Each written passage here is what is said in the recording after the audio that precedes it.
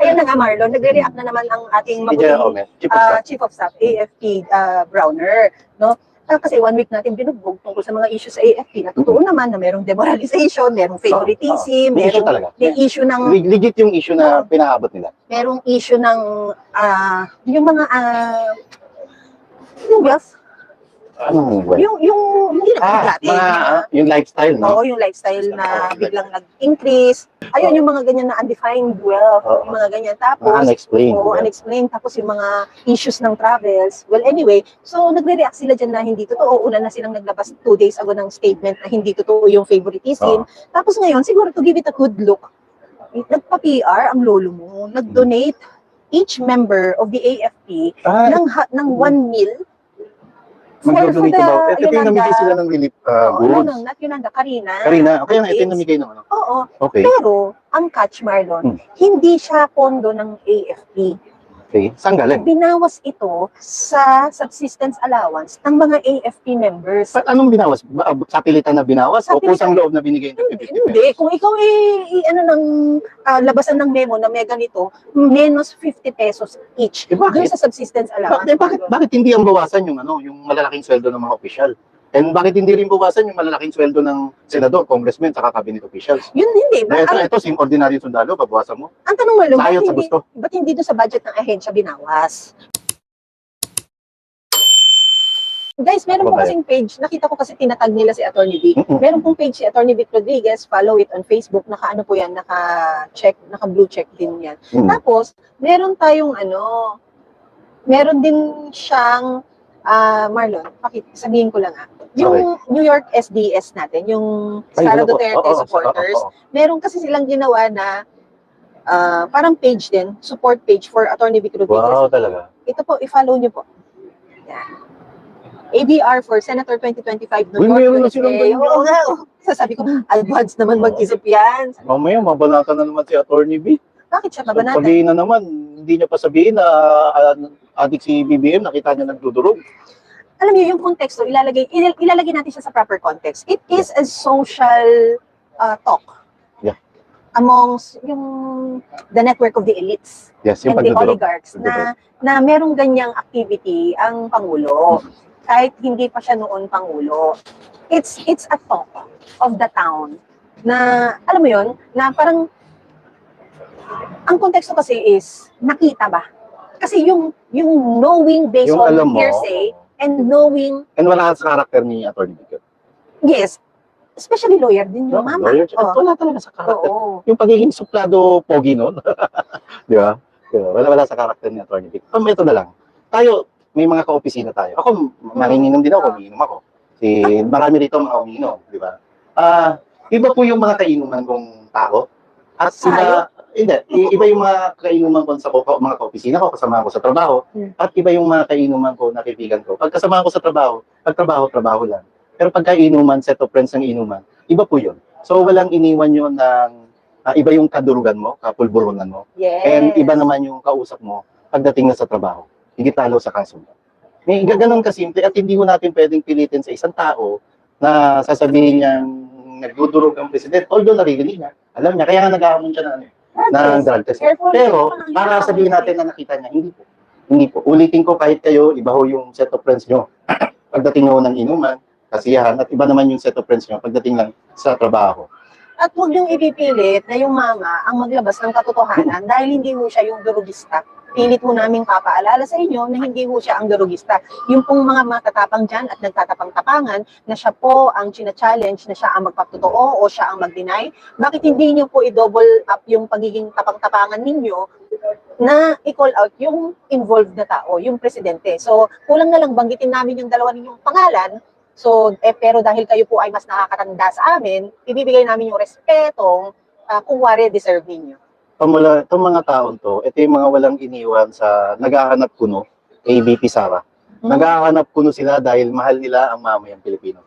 Naghahanap kuno sila dahil hinahanapan nila na kung nagtatrabaho ba ng gusto ang ating Vice President Sara Duterte. Pero ang totoo nun, yung paghahanap na yun, gusto lamang nilang siraan si Vice President Sara Duterte kahit naman nagtatrabaho ito ng maayos at walang ginagawang bisyo sa katawan para isaalang-alang naman yung pagmamahal niya sa bayan. Ganito rin yung kay Atty. Vic. Hinahanapan niyo ng butas si Atty. Vic. Hindi totoo na gusto niyo ng katotohanan. Ang hinahanapan niyo ng butas si Atty. Vic dahil nai-insecure po kayo at hindi niyo inaakala sarili niyo. Kahit naman sino, kahit tayo, hindi natin inaakala na biglang sasampas sa entablado ng may sug ang isang Atty. Vic. Kung hindi kayo At hindi makasampas sa siya entablado, nagpresenta ng sarili niya, ha? hindi siya nagpresenta. Siya ay pinakiusapan. Kung hindi kayo makasampas sa entablado ng hakbang ng may sug, At nasa audience lang kayo. hindi kasalanan ni Atty. Vic yun. Ang question ninyo, Yung sarili nyo, ang bakit question hindi ninyo, kayo nag-qualify? pipili nyo, close kayo kay Pangulong Rodrigo Duterte. Bakit hindi ka pinapatawag kung close ka? Ismael Bautista, good morning, watching from Tarlac City. Hello, hello po sa mga taga-Tarlac dyan. Hello kay Secretary Gibo Teodoro na taga-Tarlac. And speaking of Tarlac, syempre sa Kapampangan, hello Katete, hello Kaebu. Pero ang Tarlac Marlon, ano yan? Ano, Mix na siya ng Kapampangan, and- Tagalog, Ilocano. Ano ba yung Aro? Aro, Pangas, Uraro? Oh, Aro, hindi, parang kaibigan yung Aro. Hindi Aro kasi gusto ha? Abe. Abe. Oo. Tama, ang Abe ay kaibigan. Kaibigan kasama. Abe, tabi. Tabi, umalis ka dyan sa tabi ko. Pwede kong sa'yo ko sabihin yun. Laila. Laila. Ayun, Marlon. Ay, Umi, CRTV. Hello. CRTV. Yun lang, ako rin ganun, Marlon. Kasi, alam mo, nung sinabi natin yung kahapon, mukhang naka-activate ang galamay ng grupong yun. Kasi, nasa comment din sila na parang, siguro somehow na buhusan ng malalabig na tubig, nag-e-explain na parang these two guys are just trying to be protective of FPRRD. Kung Emil de la Cruz, thank you. Kung protective kayo kay PRRD, okay yun. Kung talagang yun ang totoo, kung yun ang totoo, wala nga iniwan sa naghahanap kay Bibi Sara na mahal kunwari yung bayan. Pero kung gusto nyo maging protective, ang mas dapat hanapin natin ngayon, yung mga politiko na dati, nung nasa palasyo ng Malacanang ang Pangulong Rodrigo Duterte, lagi na lang nasa likod ng Pangulong Duterte. Ayan, maganda yung Edgardo Galvez. Hindi ba Sino yan ba si ano? sino si Sir Galvez? Yung Si Danilo Galvez. Danilo Galvez. Si Sir Danilo, iba yun. Hi, sir! Natawa ko rin, Meron boss, siyang comment Ang sabi mga niya? maganda. Ang sabi niya. Saka, mas dapat nga natin Sige, tuloy mo nangaan sinabi. si Sorry. Atty. Vic kasi dito natin makikita talaga yung pagiging sincero ng tao at tapat sa bayan ng tao. Kasi bakit nga natin siyang pipilitin na sasabihin na nakita niya nagdudurog ng Pangulong Bongbong Marcos kung hindi naman talaga niya nakita. Kaysa naman para lang maibigay yung kapritsyo natin, magsisinungaling siya para sa bayan. Hindi yun. Wala sa karakter ni Atty. Vic yun. Si OFW Hero, ang ganda daw ng suot kong sunglasses. Gigigil ako sa'yo, wala ko suot. Ay, bang ba yun? Ay, pag naman ang ino mo. Tumpak motibo yan, sirain si Atty. Vic. Mary Joy Crove. Sana lang ang maliwanagan din. At saka Marlon, ito rin, i-take din natin yung opportunity na ito na pag-usapan natin yan. Yung mga nagsasabi nag-vlog kami dahil meron kaming kandidato for 2025, pakikwento na rin po ang buhay namin mula nung kami ay pinanganak. Kung mas maalam pa kayo sa Ano amin, po, ang galing-galing ang plano ko niyan, paano nag-umpisa si Third Floor Studio, the YouTube channel. Pag na-meet na natin yung 100 K subs, ikikwento. Pero And classic. nasasabi na rin naman natin yan. Pero yung iba para lang, alam mo yung para lang may masabi. Para lang may Pero man. yung ibang nagsasabi na yan, ini-interview din naman nila si Atty. Vic. Tapos, hindi, saka, ano ngayon, kung at saka kandidato ano namin yung channel nga namin to. gusto namin talagang, gusto namin talaga tumakbo siya eh. Tumakbo siya, ayaw niya. Oo. And, sino ba may ayaw na dapat bagong mukha na sa Senado? Oh my God. Nakontento na ba kayo? Kontento na ba kayo sa mga senador natin ngayon? Na puro, basta- puro lip service, Oh, puro lip yung service. tanong nila And is pagtatanong lang Speaking din. pa naglabas si bagong presidente ng PDP, si Senator Robin Padilla. And pinakiusapan niya. May sinabi siya kay Senate Majority Leader Francis Tolentino na para hindi ma-compromise yung Bago niyang role. bago mong role sa mataas na kapulungan ng Kongreso bilang Senate Majority Leader, mas maganda po kung magre-resign na siya bilang opisyal or miyembro. Magre-resign siya sa PDP. And sinagot naman siya ni Senator Tol na wag daw muna pag-usapan yung politika. Dahil kasi panahon nung Karina, nung nanawagan naman yung isa. Pero, Actually, magkaibigan yung dalawang yan eh. Maganda rin naman na maganda rin i-deliver ni Galing Senator Robin Padilla. Ang mama kasi respectful din. Alam mo Marlon, sa hearing, hindi mo nga makita yan na talagang nakipagbangayan. Lagi niyang hindi maginoo talaga. madiplomasya So, niya isipin mo, talagang paano siya, isang halimbawa ng pagiging maginoo ni Senator Robin, yung inalalayan niya na si Marcel Soriano. Very Ganon siya kamaginoo, di ba? Nalalayan niya yung resource person na dapat magpapatunay na yung sa condo unit niya nangyayari yung pulburon session. Oh, di ba? We'll see. And ano ngayon, kung sino suporta namin, so what? Akin pang so what? Ako rin. So, Proud ako na pinangangampanya natin yung alam ko na makakatulong sa bayan. What's wrong with that? Oh, what's wrong with that? Sa kanya yun, hindi niya ngayon eh. Sinabi niya. What's wrong with that? Naalala ko. Nagagaganyan na siya. Rappler ang sinabihan niya. Oo, rapper ba? Alam ka, rappler. Ano kasi yung parang yun yung mga early days ko. Ayan na, baka umano si Laila ha. Anda? Yung mga early days ko sa kanya na minamaro-maro ko siya. Nag-media relations ako sa kanya. Well, coordination, more of like that. Nung sabi ko, what's wrong with that? Tapos ako yung talagang sumingit ako doon sa kung kaninong sa likod para magkita kami na Nakita parang, mo, sisitay mo. hindi ko Ay, pagdidilata mo lang na mata. oo, na parang, oh. Pero hindi mo talaga. Pag talagang natural ka, Alam mo sa hindi mga magulat kay Atty. Pag nandiyan yung mikropono, Oo, iba na eh. alam mo, Ibang pinapagalitan Atty. ako yan eh. Pag binibiyak ko siya ng braver, Uy, ayaw niya. ayaw niya. Tapos Ay, sabi ayaw niya, niya talaga. ano sasabihin niya, tinanong mo ba sa media kung ano yung itatanong? Boss, hindi, ano lang yan, current Guide, events. oh, Guide guide lang yan kung ano ang mga news ngayon. Ganyan. Oo, hindi tayo ganun ha, na ganyan, ganyan. Gusto mo sabihin, bakit po si BBM dapat required na? Oo, ano. Saka Required ano, kasi kay nung unang BBM. interview natin siya, Pam, nasan tayo? Davao, no? Unang interview natin dito sa third floor. Tagong Na na tayo. hindi pa hinta, tagom na yata tayo. Ano ko tago kasi Matagom. biyahe pa tayo nun eh. Oh. Naalala ko, nakap natin nun si Attorney Glenn kasi wala nang time. Nung pagkatapos Oh. ni Attorney Vic, Biyahe na tayo. Babiyahe na tayo. Eh, ang report sa atin, may mga... ano nung nagtagom? Tagom kasi I remember yung late tayo. The next day na tayo lumipad nun. Dumaguete yata yung... Ay, dumagi. Oh, nalutong-luto Tagom na to. ako. Ang dami na Tagom natin. to. Ito yung, kaya nagmamadali rin tayo kasi may mga maraming checkpoint na dadaan. And sabi natin kay Atty. Bago tayo mag-umpisa, yan, waiting sa live, bago mag-go live. Sabi ko, boss, ganito, ganyan, ganyan. Oh, huwag mo ano. Tanongin lahat. No, it's bad, boss. Bahala kayo. Ganun siya. Diba? Kasi parang nagpapasintabi pa Oo, tayo na papasintabi ganito tayo. po yung Ano, bawal magiging itanong. flow. Tapos, hindi, bahala kayo. Hmm. Watching from Vermont, US. May nagtanong kanina, hindi ko pa na-bilis ko ng ano, Silvi. sa Canada raw. Ano po, ipoposo uli namin and nagpapagawa ko ng bagong ano kay Vicky. Thank you sa mga nagtiwala and may mga hardbound po, swerte nyo po. Dito ang dami naghahanap sa akin ng hardbound. Uy, soon, Marlon. Kung meron na? Watch out po, announce namin, ma-activate na po yung order button ng hardbound. Dumating na po siya. Okay. Kay Asilfi, Marlon, Good to quickly know. lang ha. So, Okay. sorry, quickly. Asilfi, hold on. Okay. Kung maano mo, kung ma-screenshot mo, eto. Pampano na rin yung sa Oo nga. Canada. Kasi screenshot, 1, 2, 3, 3, 2, 1. Smile! Asilfi. You're a candid camera. Ano mo, Marlon? Bakit? Grabe. Nakakamilig dyan, oh. Ba't alam mo? Ibig sabihin, inabot mo. Yung pong nasa Canada, ito po. Yan, Yung Canada screenshot. Usa, dua, tulo. Smile! Yan. Ang kakulitan natin, Marlon. Alam mo, kakaganyan mo, Marlon. Nagre-react na naman si ano, Marlon. Binugbog mo kasi ng isang linggo naman sa vlog Sino? natin. Si ang mabutihing chief of staff ng Si General AFP na si Omet. General Boss, good morning. Browner. Good morning, sis. Magandang umaga Magandang po. umaga po, sir. Saludo. Ay, paano yung proper saludo, Marlon? Ikas Hindi may sinasabi na dapat yung Ay, daliri hindi mo natin nandito lang sa mikilay mo. Hindi Di natin ba? alam. Alam mo pa po. Pero meron yung iba yung Talagang ganyan. hindi ko alam. Di ba? Hindi ko rin alam. May experience ako Pasensya ng na po, ah. kwento ko lang. So, na-invite ako ng guest speaker. Ang Wow. tag-ceremony sa Southern Police District. Talaga? Binigyan ako arrival honors. Oo. Tapos, syempre, bugay ka mga, gano'n, yung naglalakad. Hindi ko ngayon, civilian ako eh. Hindi, wala namang briefing sa atin. Syempre, government. Di ba? Walang Pag briefing. nakaganon dapat nakaganyan ka din, di ba? Napasaludo rin ako. Tapos, syempre, nung ikaw na binibigay mo na yung awarding ceremony nito, recognition day. Parang every Monday yata may recognition. Ay, hello po sa mga kuya ate sa SPD, Southern Police District. Ano ba to? Tapos, syempre, nung binibigyan na ng award, sumasaludo rin sa akin yung mga ina-awardan na police. Hindi ko alam paano ko sasagutin. Kung ako yung binatukan kita. Hindi ako na-experience ko Hindi, yun. yun yung awkward moment na, anyway, nakaka-overwhelm. Nakaka-overwhelm.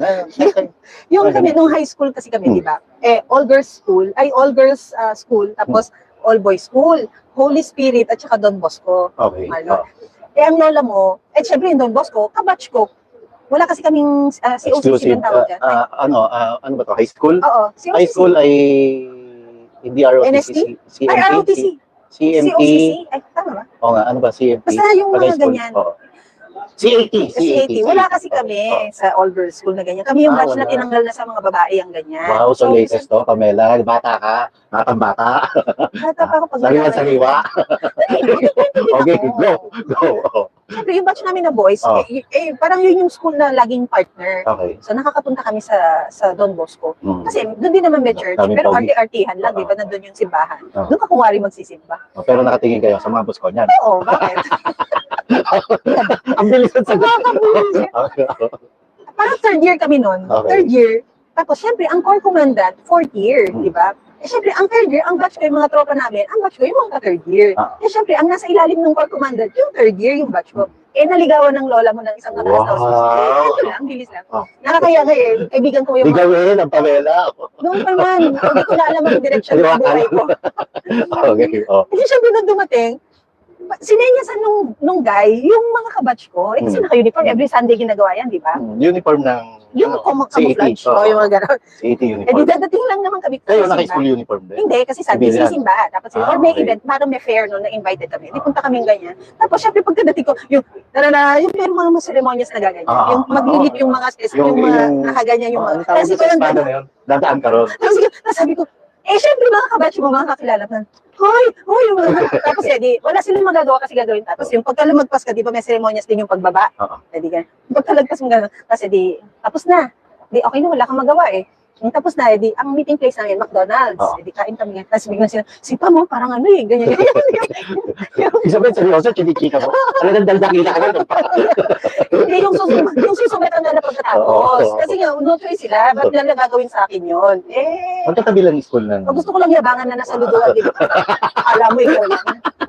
Ayun na nga, Marlon, nagre-react na naman ang ating mabuting Chief of Staff, AFP Browner, no? Kasi 1 week natin binugbog tungkol sa mga issues sa AFP na totoo naman na merong demoralization, merong favoritism, May issue talaga. may issue ng Legit yung issue na pinaabot nila. merong issue ng yung mga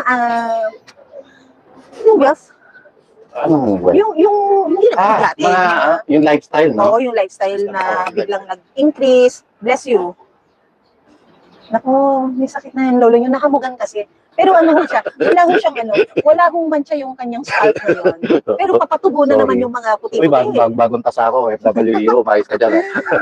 Ayun, yung mga ganyan na undefined wealth, yung mga ganyan. Tapos, Unexplained. unexplained. Tapos yung mga issues ng travels. Well, anyway, so nagre-react sila dyan na hindi totoo. Una na silang naglabas 2 days ago ng statement na hindi totoo yung favoritism. Tapos ngayon, siguro to give it a good look, nagpa-PR ang lolo mo, nag-donate each member of the AFP ng 1 meal Mag-donate ba? Ito yung namigay sila ng relief goods. not Yolanda, Karina. Okay lang, ito yung namigay ng ano. Oo. Okay. Pero, ang catch, Marlon, hindi siya pondo ng AFP. Okay. Saan galing? Binawas ito sa subsistence allowance ng mga AFP members. Anong binawas? Sa pilitan na binawas? O Sa pilitan. kusang loob na binigay ng 50 pesos? Hindi. Kung ikaw labasan ng memo na may ganito, menos 50 pesos each. Bakit? Doon sa subsistence allowance. Bakit hindi ang bawasan yung yung malalaking sweldo ng mga opisyal? And bakit hindi rin bawasan yung malalaking sweldo ng senador, congressman, saka cabinet officials? Yun hindi. Ito, sim ordinary sundalo, babawasan mo. Ang tanong mo, Sa ayaw sa gusto. ba't hindi doon sa budget ng ahensya binawas? Kung meron kang pang travel, nakasama mo ang mga amuyong dyan, ng kaibigan ng mga misis, favorite staff, and yung mga favorite staff, dala ang mga favorite family members kasama sa travel. Marami na naman magre-reklamo sundalo dyan. And gano'n tayo nakakasiguro na lahat ng sundalo natin, o kahit isang sundalo, ay hindi pinasok ng tubig ba yung kanila kabayan. Yun yung punto natin dyan, Diba? Marlon. At saka, di ba, kung ang isasabihin sa'yo, ang perang ibabawas sa'yo ay para makatulong, paano ka tatanggi kahit masama sa loob mo? Sino ang magsasabi dito? Kagaya nga na Sino sinabi mo, papalag, diba? na hindi mo kailangan ng 50 pesos. Sa hirap ng buhay ngayon, sa mahal ng bilihin ngayon, at ang 50 pesos na yan, times the number of the members, Ganun yan. ang 50 pesos, Marlon, Sa malaki ang 10 50 pesos, that's 500. Oo. Sa 100, that's 5,000. Ang layo Sa ng mararating 1,000, yan. that's mathematics pa. Sa 100, Oo, ay no, 200. Alin? Hindi, 50 pesos 50 times 1,000. Malaking pera to. Malaking pera. And dapat kusang loob. Hindi yung sa pilitan. Di ba? Okay, maganda yung layunin. Maganda yung adikain na magpapaabot ng tulong sa mga nabiktima ng bagyong Yolanda. Pero para obligahin o bigla mong hahablutan ng 50,000 at ng 50 pesos ang bawat sundalo. Parang may mali. 1 million ba? Tama ba? Tapos, ang tawag dito, Marlon, ako tanong lang parang logic 50,000. is telling me na nasaan ang opisina ng isang butihing lariga doon sa urban poor. Ang galing mo, Pam. No, asan yung poverty alleviation, di ba? Oo, di ba may budget yan? Ay, hindi ko alam. Hindi ba binigay lang sa kanya yung pwesto niya para lang mapagbigyan lang? Sige, panahimik Eh, ka bakit may may pwesto. mga programa siya? May ganyan Paano din niya dati nung natikerry panahon out niya, yung no, ni Pangulong Rodrigo Duterte. Meron ding PICUP, Urban, Philippine Commission for Urban, urban poor. Oh, ito yung kina commissioner, yung kinatayag, PCUP. Oo, nasaan sila ano ang role nila sa mga ganitong panahon? Yung mga budget nila, paano kailangan magamit sa mga ganitong panahon? May category ba yan na it does not, it's not equivalent to when you are a victim, it does not equate you from being poor. Parang lang yung magamit yung budget. Pero ang issue dyan, Marlon, una na dagdag, baka mag-away-away, Laila. It's dog's day out, no? Every Sunday, Yes, so. you walk the dog. Kaya nilabas mo sila ila. Oo. Hindi ko dala yung yung carrier niya. Yung tower. Okay mo. Okay. Hindi, Marlon, ang nagiging problema kasi dyan, Marlon, yung ganyan na naghahanapan na ng budget, tapos kinukuha mo na yung budget sa pera mismo ng mga tao mo at hindi sa ahensya, ikaw ay nagbibigay din ba ng katotohanan na halos yung budget for the year 2024 had already been disbursed? Pwede. Di ba meron Pwede tayong na argument na ganyan, 80%. Noon unang Eh, ngayon, ilang napagaling percent na lang? 80%. O, Ngayon, ilan mga na 2 months ago to, no? O, a mga month 2 ago. months No? ago. So ngayon, ilan na lang, nasa kalagitnaan pala tayo ng taon. Yun nga, tapos nasa letter C pa lang tayo ng pangalan ng bagyo. Nasa trimester pa lang tayo. Oo nga, Marlon. So, ano ang budget na hanapin? Eh kung ang budget ng pang flood control Grabe, can easily be 1 damaged billion na a day. ganyan. 1 billion 1 billion a day, na- tapos yung 11 days na ginamit yung additional fund na request ng Nakakalungkot, OVP, no? Grabe. ini-question ninyo.